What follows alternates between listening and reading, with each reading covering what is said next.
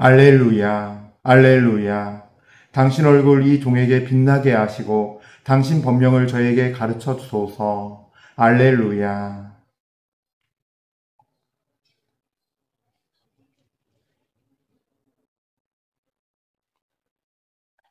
주님께서 여러분과 함께 또한 사제의 영과 함께 마테오가 전한 거룩한 복음입니다. 주님 영광 받으소서. 그때 베드로가 예수님께 다가와 주님, 제 형제가 저에게 죄를 지으면 몇 번이나 용서해 주어야 합니까? 7번까지 해야 합니까? 하고 물었다. 예수님께서 그에게 대답하셨다. 내가 너에게 말한다. 7번이 아니라 77번까지라도 용서해야 한다. 그러므로 하늘나라는 자기 종들과 셈을 하려는 어떤 임금에게 비길 수 있다. 임금이 셈을 하기 시작하자 10,000달란트를 빚진 사람 하나가 끌려왔다. 그런데 그가 빚을 갚을 길이 없으므로 주인은 그 종에게 자신의 아내와 자식과 그 밖에 가진 것을 다 팔아서 갚으라고 명령하였다. 그러자 그 종이 엎드려 절하며 제발 참아주십시오. 제가 다 갚겠습니다 하고 말하였다. 그 종의 주인은 가엾은 마음이 들어 그를 놓아주고 부채도 탕감해 주었다. 그런데 그 종이 나가서 자기에게 100데나리온을 빚진 동료 하나를 만났다. 그러자 그를 붙들어 멱살을 잡고 빚진 것을 갚아라 하고 말하였다. 그의 동료는 엎드려서 제발 참아주게 내가 갚겠네 하고 청하였다. 그러나 그는 들어주려고 하지 않았다. 그리고 가서 그 동료가 빚진 것을 다 갚을 때까지 감옥에 가두었다. 동료들이 그렇게 벌어진 일을 보고 너무 안타까운 나머지 주인에게 가서 그 일을 죄다 일렀다. 그러자 주인이 그 종을 불러들여 말하였다. 이 악한 종아, 내가 청하기에 나는 너에게 빚을 다 탕감해 주었다. 내가 너에게 자비를 베푸는 것처럼 너도 내 동료에게 자비를 베풀었어야 하지 않느냐. 그러고 나서 화가 난 주인은 그를 고문형리에게 넘겨 빚진 것을 다 갚게 하였다. 너희가 저마다 자기 형제를 마음으로부터 용서하지 않으면 하늘의 내 아버지께서도 너희에게 그와 같이 하실 것이다. 예수님께서는 이 말씀들을 마치시고 갈릴레아를 떠나 요르단 건너편 유다 지방으로 가셨다. 주님의 말씀입니다. 그리스도님 찬미합니다. 찬미 예수님, 은효 1830 교회 여러분들, 그래요. 어떻게 하루 잘 보내셨나요? 이제 더위가 조금씩 꺾이는 것 같아요. 어제 비도 종일 내리면서 여러분들 삶에 뜨겁고 치열하고 그래서 덥고 지쳐있던 여러분의 삶의 어떤 통해서 오는 그런 괴로움과 그런 것들까지도 여러분들의 영혼이 주님의 비를 맞아서 깨끗하여지고 씻겨나가고 또 다 식어서 주님의 평안 안에 있기를, 기쁨 안에 있기를, 감사 안에 있기를 여러분 모두 축복드립니다. 그래요. 우리 모두를 돌보시고 이 세상 모든 것들을 하나님께서 최선을 다해 돌보시고 사랑으로 이끄시는데 그 주님이신 우리 주 예수님의 이름을 찬미와 경배 드립시다. 주님 홀로 영광 받으시기를 바랍니다. 아멘. 자, 그래요. 오늘 복음 말씀은 계속 어제에 이어서 우리가 마태복음 18장의 내용을 읽고 있는데요. 이제 딱 복음 읽는 순간 알았죠. 듣는 순간 우리는 이 주제가 용서입니다. 베드로의 이 질문을 시작으로 예수님께서는요, 단순히 7번이 아니라 77번까지라도 용서해야 한다라는 이 아주 엄청나고 또 중요하고도 강력한 말씀을 남긴 다음에 이제 비유를 들기 시작하죠. 그 유명한 1만 달란트를 빚진 사람의 이야기예요. 근데 이 1만 달란트가 얼마일까요? 좀 우리 이 당시에 돈 액수를 좀 알고 시작해보죠. 한번 최대한 우리 돈으로 환산해 볼게요. 일단은요, 1달란트는요, 600데나리온이에요. 그러니까 1데나리온부터 알아야겠죠. 1데나리온은 하루의 일당이라 보시면 돼요. 하루 월급. 그러니까 우리로 치면 지금 보니까 10만 원 좀 넘거든요. 10만 30원인가, 10만 300원인가 일당이 그래요. 시급이. 그러니까 그거 곱하면은 한 8만 원 좀 넘겠죠. 8만 2천 원 정도, 2,400원 요렇게 될 텐데 그게 1데나리온이에요. 1데나리온. 1달란트는 얼마냐? 600데나리온이에요. 600일의 급여가 1달란트예요. 그러면은, 10,000탈란트면은 얼마예요? 600 곱하기 만을 하면 600만 탈란트죠. 예, 600만 탈란트에 대충 뭐 8만 원 곱해 봅시다. 아까 82,400원 대충 나왔는데, 약 8만 원 곱하면은 1만 탈란트에 8만을 곱하면요. 제가 봤을 땐 아마, 아니죠. 8만 곱하기 또 8시간 근무하니까, 그죠? 맞다. 그렇게 했구나. 시급이 지금 10,000원이 넘었으니까, 예, 8만 곱하기 만을 하면은 800만인가요? 8천만인가요? 그렇죠. 만이니까 800만, 예. 아니구나. 600만 곱하기 600만 탈란트 곱하기, 600만 데나리온 곱하기, 예, 8만 원이구나. 그러면요, 그렇게 곱하면 이제 나오는 건데, 4,800억이에요. 4,800억. 예, 그렇죠. 맞죠? 예. 4,800억이라는 이 어마어마한 우리 돈을 환산하면 대략 그 정도의 돈이 되는 액수인 거예요. 1만 탈란트가. 그러니까 엄청난 돈으로 환산했을 때 엄청난 거예요. 근데 여기서 이 임금, 주인으로 등장하는 이 임금은 누굴까요? 하느님이에요. 하느님. 근데 아까 복음에서 동료에게 빚진 돈 100달란트였죠. 100데나리온이었죠. 근데 100데나리온은 뭐예요? 100일치 급여니까 적은 100일치의 그 수당이니까 적은 양은 아니에요, 사실. 예. 근데 이 동료는 우리의 일상에서 사는 우리 뭐 공동체 원이 가족이 될 수 있고 공동체 원이 될 수 있고 어떤 우리가 얼굴을 맞대고 아는 사람, 나에게 잘못한 어떤 형제, 자매일 거예요. 예, 이 동료는. 근데 하나님의 시선에서 봤을 때는 이 임금, 이 주인이신 임금, 이 하느님의 이 종인 우리의 이 관계에서 짓는 죄들이 그렇게 크다는 거예요, 그토록. 하나님 앞에. 그리고 두 번째로는요, 큰 이유가 여기에 있어요. 뭐냐 하면, 우리가 지은 죄가 하나님 앞에 어떤 건지 하나님의 시선으로 보지 않아서, 임금의 시선, 주인의 시선으로 보지 않아서 모른다는 거예요. 1만 달란트러치가 되는 거예요. 근데 따지고 보면은, 셀 수 없는, 따질 수 없고 측량할 수 없는 어마어마한 천문학적인 환산조차 안 되는 정도로 하나님 앞에 짓는 죄들은 큰 거고 우리가 인간의 시선에서 살기 때문에 그거를 알지도 못한다는 거예요. 그래서 이 복음이 말하는 건요. 첫 번째는요. 우리 하나님의 시선에서 봤을 때 우리 인간이 얼마나 죄인인가예요. 그리고 하나님 앞에 짓는 죄가 정말로 하나님과의 관계에서 하나님 앞에 짓는 죄들이 그 어떤 죄들보다도 훨씬 더 큰 죄라는 거예요. 근데 우리 안 그러잖아요. 우리 뭐 사람을 다치게 하고 금전적 손해를 크게 입히게 이거 하면은 난리 나잖아요. 막 정말 당장이라도 고소해서 다 받아야 되고 어떻게든 저 사람 안 되면은 억울하니까 법 앞에 심판받게 해서 왜? 너무나 저 사람이 나한테 큰 죄를 졌으니까. 내 마음은 그렇게 움직이잖아요. 그죠? 그래서 우리가 하나님 앞에 짓는 죄가 정말 가슴을 찢고 내 마음을 찢고 얼마나 내가 하나님 앞에 부끄러워하면서 가슴을 찢으면서 눈물로 회개할 죄인지 몰라요. 그런데 여기서 진짜 죄가 있어요. 하나님께서 가장 크게 보시는 진짜 죄가 있어요. 이미 제가 설명하는 중에 답이 나왔어요. 바로 내 죄가 하나님 앞에 얼마나 큰지 모르고 셈하려고 그러지 않고 그래서 셈에서 회개하려고 하지 않는 것이 가장 큰 죄예요. 하나님 앞에 짓는 죄 중에.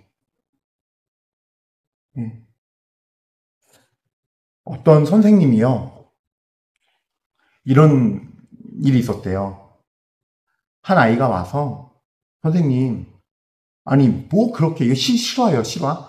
아니 저는 선생님 이야기를 들었을 때 제가 그렇게 지은 죄가 없는 것 같다고 한 청소년 남자애가 와서 내가 뭐 그렇게까지 죄인이냐? 근데 왜 성경은 하나님은 우리 보고 회개하라 그러냐? 난 그렇게까지 죄 지은 것 같지가 않은데. 그래서 이 선생님이 이렇게 딱 종이하고 그러니까 종이든 작은 메모장이든 펜을 뭐 이틀 동안 이 작은 종이든 펜이 됐던, 작은 종이와 펜, 혹은 노트와 펜이 됐던 뭐가 됐던 적을 걸 갖고 다니렴. 그리고 너, 이거를 화장실 갈 때도, 밥 먹으러 갈 때도, 어디 갈 때, 놓고 다니지 말고 계속 들고 다니면서 생각날 때마다 순간 떠오르는 생각들을, 마음들을 적어보렴. 그리고 내일까지 이렇게 해봐. 라고 했대요. 그래서 이제 그렇게 해서 보냈더니 재밌는 일이 벌어졌대요. 그러니까 이제 이 친구, 질문한 친구 한 사람한테 얘기했는데, 보니까 뭐, 얘 친구들도 하기 시작하더니, 좀 시간이 좀 더 몇 시간 지나고 보니까, 이게 또 소문이 났는지, 뭐 또 하고 싶은 사람은 재밌겠다 싶었는지, 여러 사람이 막 이렇게 들고 다니는 게 보이더래요. 종이하고 펜을. 화장실 갈 때도 보면 들고 가고, 뭐 어디 갈 때도 보면 들고 다니고 있고, 밥 먹을 때도 식탁 옆에 놓고, 먹으면서 또 놓고 있고. 그러다가 이제 저녁이 됐고, 밤이 됐어요. 근데 이렇게 복도를 지나가다가 화장실 앞에서 그 질문했던 애를 만났대요. 근데 그 애가, 선생님 하면서 오더니, 귓속말로, 작은 말로, 사람들이 이렇게 지나다니니까, 선생님, 저 쓰레기예요. 그러더래요. 제가 그 말씀을 하시는데, 참 지혜롭다는 생각이 들었어요. 이 선생님의 지혜로 이 친구가 본인의 모습을 보게 된 거예요. 자기 마음의 흐름을 보니까, 자기는 죄인인 정도가 아니라 쓰레기예요, 쓰레기. 예. 그러니까 본인이 그 청소년인 애가 하루 종일 그렇게 자기 마음을 적어보니, 예, 자기가 얼마나 죄인인지를 본인이 쓰면서 확인한 거예요. 쓴 내용을 보면서. 내 생각이 이렇게 흘러가고 있고, 내가 이렇게 마음대로 생각하고 있고, 그렇구나. 왜?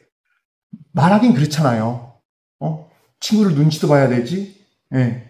눈치 봐야 할 게 너무 많아지잖아요. 그러니까 말은 우리가 다 그렇잖아요. 말 못 하잖아요. 생각은 자유잖아요, 근데. 여러분, 근데 그래요.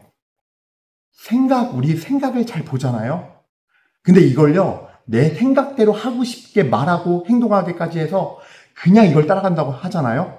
그럼 내가 굉장히 거룩해지고 좋아질 것 같죠. 내 생각대로, 내 욕심대로, 내 마음대로, 그러니까 내 마음 올라오는 대로 말하고 행동하고 그걸 제어를 안 하고 살면 우리는 일주일 뒤에는요, 아주 피폐해져 있고 엉망인 내가 되어 있음을 발견하게 될 거예요. 예. 이게 왜 그러느냐?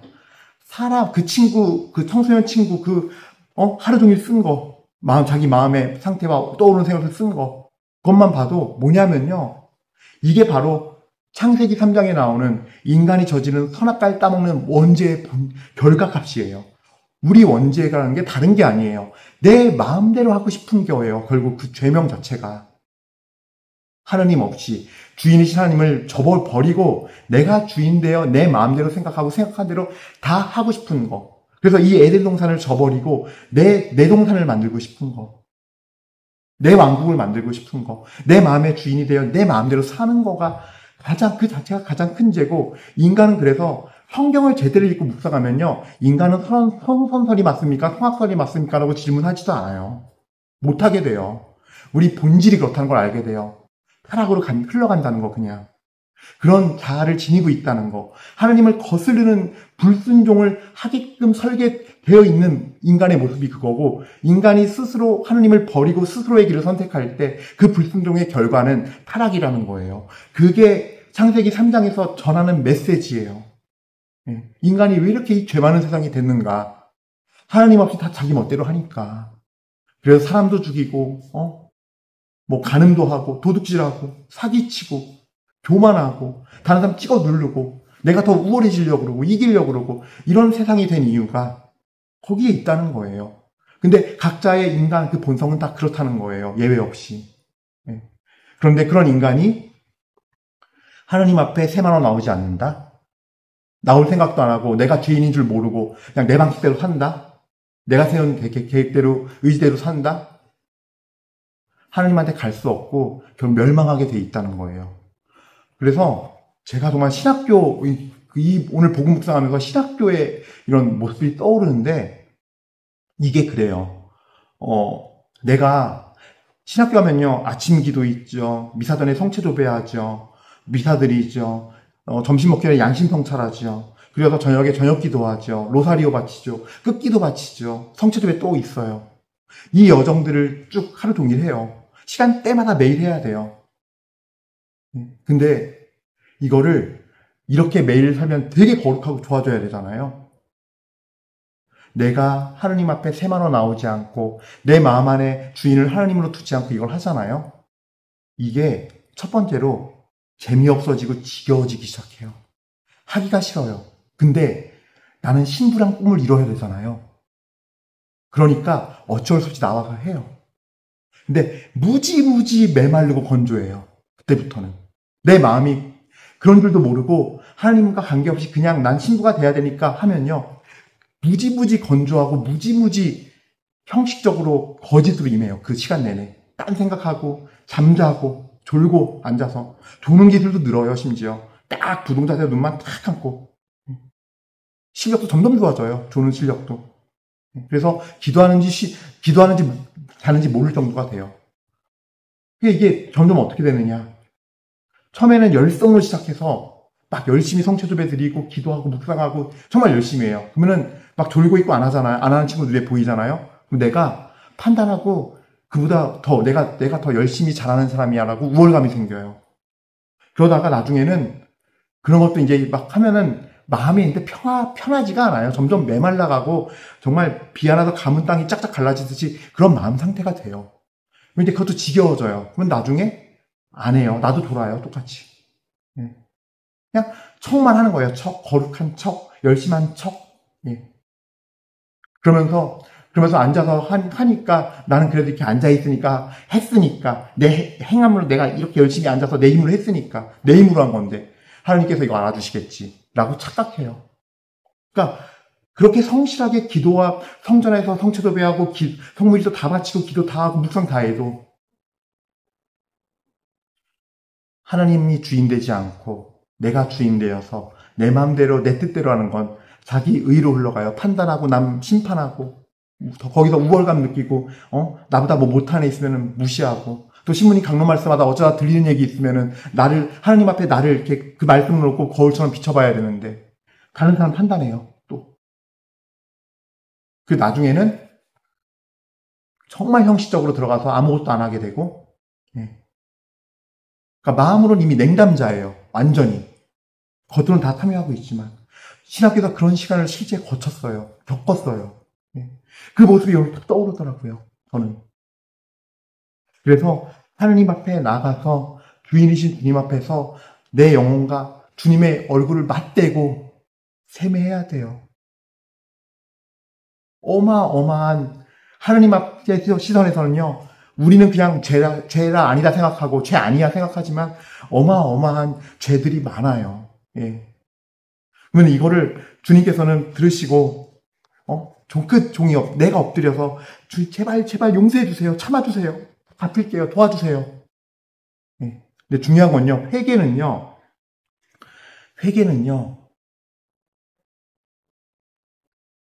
이 마음이어야 돼요. 주님, 제가 잘못했습니다. 당신 앞에 정말 저를 용서해 주시고 참아 주십시오. 제가 사실은 다 갚겠습니다라고 그 회개에 합당한 열매를 맺겠습니다라고 고백해야 돼요. 이 종처럼. 갚겠습니다. 그래서 그 주인은요, 가엾은 마음이 들어서 그에게 자유를 주고 부채도 탕감해 주었다라 그래요. 우리가 회개할 때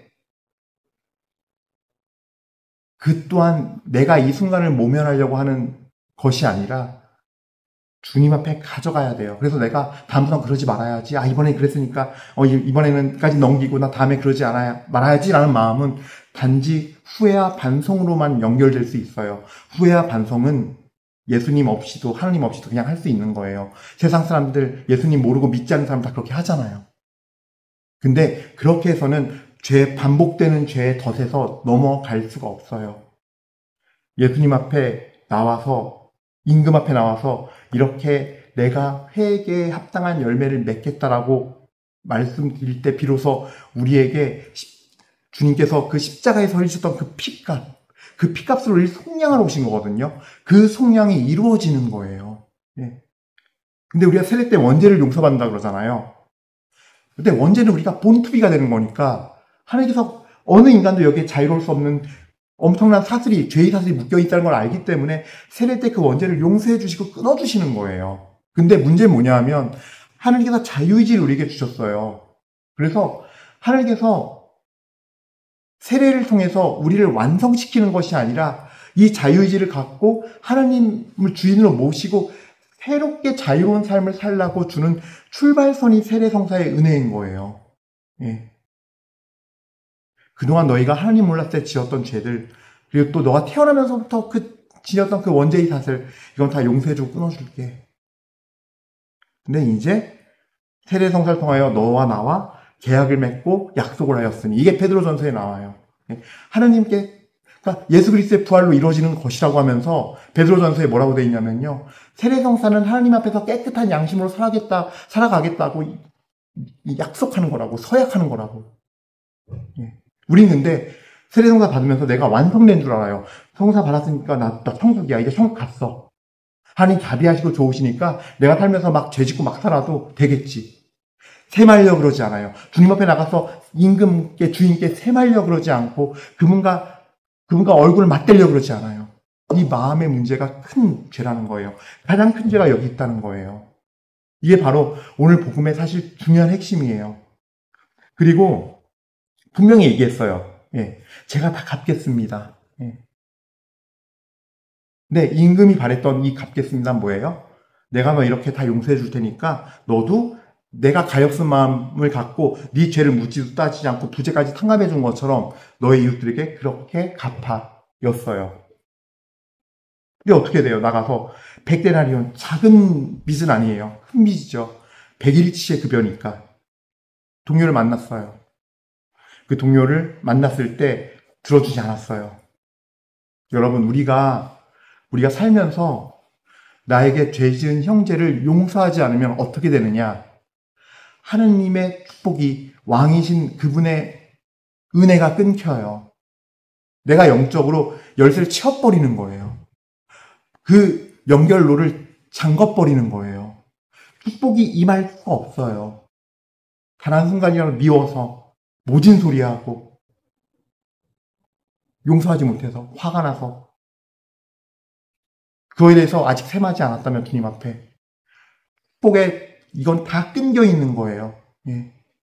내 자녀에게, 내 직장 동료에게, 내 남편에게, 내 아내에게 내가 용서하지 못해서 모진말한 거, 저주한 거, 마음속으로 앙심을 품은 거, 이런 것들요 용서 안 한 거예요. 그리고 주님 앞에 셈 아직 안 했으면 셈 해야 돼요. 예.